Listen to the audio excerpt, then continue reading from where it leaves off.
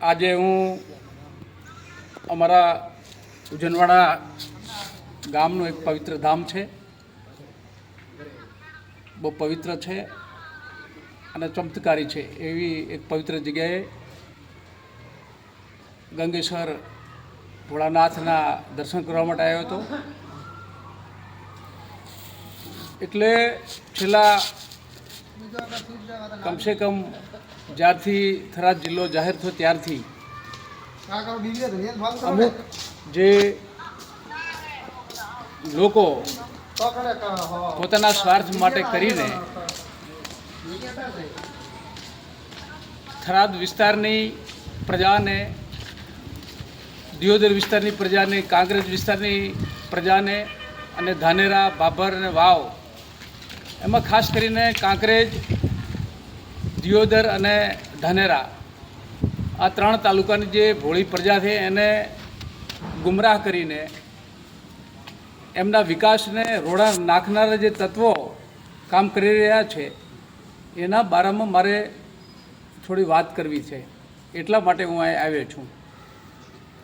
મારું લક્ષ્ય હંમેશા પ્રજાના કઈ રીતે વિકાસ થાય, આ સરહદી વિસ્તાર છે, સરહદી વિસ્તારના બાળકો કઈ રીતે ભણી ગણીને એ રોજગારી પ્રાપ્ત કરે, એમના પરિવારને એ આર્થિક રીતે મજબૂત કરે, અહીંના સરહદી વિસ્તારના ખેડૂતો સુખી થાય એના માટેનું રહ્યું છે.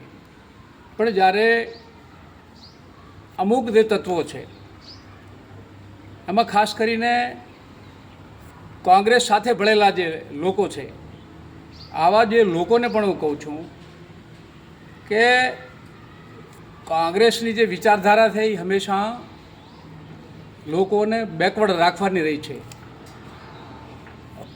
એનો જે નેતા રહ્યા, દિલ્હીમાં બેઠેલા નેતા, એ નેતા પણ શું બોલે છે એ પણ ખ્યાલ નથી રહેતો. જ્યારે મનમોહનસિંહજીના સમયમાં કોઈ સારા કામ માટે વટહુકમ બહાર પાડ્યો, એને ફાડનારા જે એમના મોટા નેતા દિલ્હીમાં બેઠેલા છે એ જ ખુદ લોકોના વિચારોના ધજિયા ઉડાડતા હોય. આવી કોંગ્રેસના જે ગમાર લોકો થરાદ વિસ્તારનો વિરોધ કરીને શું લેવા માગે છે એ મને ખ્યાલ નથી આવતો. હું તમને વાત કરું, કાંકરેજનો એક નહેર છે, ત્યાં નર્મદાની નહેર નેકારિયા ગામ છે, ત્યાંથી કાંકરેજ અને થરાદનું અંતર 38 કિલોમીટર છે. હવે ક્યાં 85 થી 90 કિલોમીટર, 90 કિલોમીટર અને ક્યાં 38 કિલોમીટર. હું માનું છું કે કાંકરેજના કંબોઈ બાજુના જે લોકો છે એમને થોડી તકલીફ હોઈ શકે, હું માનું છું. થોડા ઘણા 10-15 કિલોમીટરનું અંતર હશે વધારે, પણ છતાં કાંકરેજના નેકારિયા ગામથી બાય નહેર ઉપર 38 કિલોમીટર જો થરાદ થતો હોય તો તમારે 90 કિલોમીટર સારું કે 38 કિલોમીટર સારું?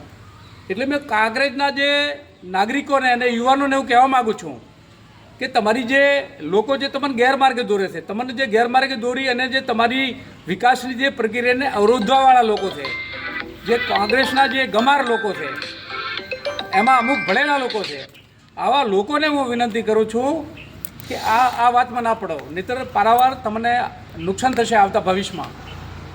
હું દિયોદરની વાત કરું, દિયોદરમાં વાયા કોતરોડા થઈ અને જ્યારે તમે જાઓ તો દિયોદર ટુ વાયા કોતરોડા થઈને 32 કિલોમીટર થાય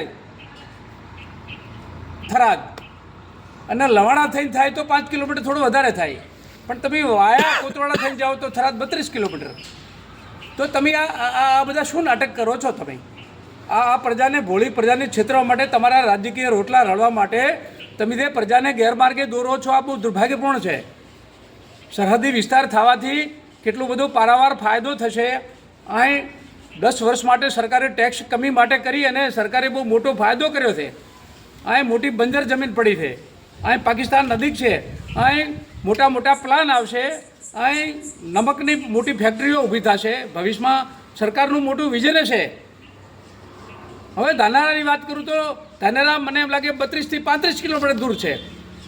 35 કિલોમીટર દૂર છે અને 35 કિલોમીટરની અંદર તો તમે જુઓ તો થરાદના અને ધાનેરાના ગામડા બિલકુલ નિયર, બિલકુલ પાડોશમાં આવેલા છે. અને ધાનેરાથી મને એમ લાગે 80 કિલોમીટર જેવું ત્યાં પાલનપુર થતું હશે. તેઓ પણ ત્યાંના માજી ધારાસભ્ય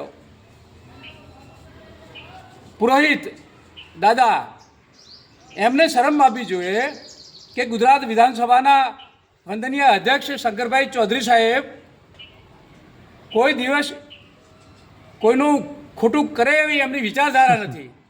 કોઈની ભલાઈમાં રહ્યા છે. વર્ષો સુધી એમણે અમારા રાધનપુરની સેવા કરી છે. એના પછી બાભર વિસ્તારમાં આવ્યા પછી એમણે પારાવાર કામ કર્યું છે. ન ગણે એટલા કામો કર્યા છે. છતાં પણ અમુક લોકો પોતાના સ્વાર્થ માટે કરીને કોઈને બદનામ કરવા માટે મનગઢિત વાતો કરે છે. આ બહુ દુર્ભાગ્યપૂર્ણ છે. અને હું ધાનેરાવાસીઓને પણ કહું છું કે આ જે પોલિસી તમારી બિલકુલ તમે 30-35 કિલોમીટર દૂર છો અને ત્યાં 90 કિલોમીટરવાળાને તમે કહો છો અમારે ત્યાં જવું છે. એટલે 3 ધારાસભ્યો ધાનેરા, દિયોદર અને કાંકરેજના 3 ધારાસભ્યો પોતાના રાજકીય રોટલા શેકવા માટેના જે ધંધા માંડ્યા છે આ બહુ ખોટા છે ધંધા. આ પ્રજાને નુકસાન કરનારા ધંધા છે. અને શંકરભાઈ સાહેબે તો એમણે જે કામ કર્યું છે ને આ બનાસવાસીઓ માટે ને થરાદ જિલ્લા માટે અને ભૂતો અને ભવિષ્ય કોઈ કરી શકે. ખબર હશે કે જ્યારે અતિવૃષ્ટિ જ્યારે બનાસકાંઠા જિલ્લા ઉપર એવા ટાઈમે પોતે ત્યારે રાજ્યકક્ષાના આરોગ્ય વિભાગમાં મંત્રી હતા. એવા ટાઈમે સરકારશ્રીને વિનંતી કરીને મને યાદ છે, મેં જાણ્યું છે, એ કહું છું તો મને 1500 કરોડ રૂપિયા આ ધાનેરા, દિયોદર અને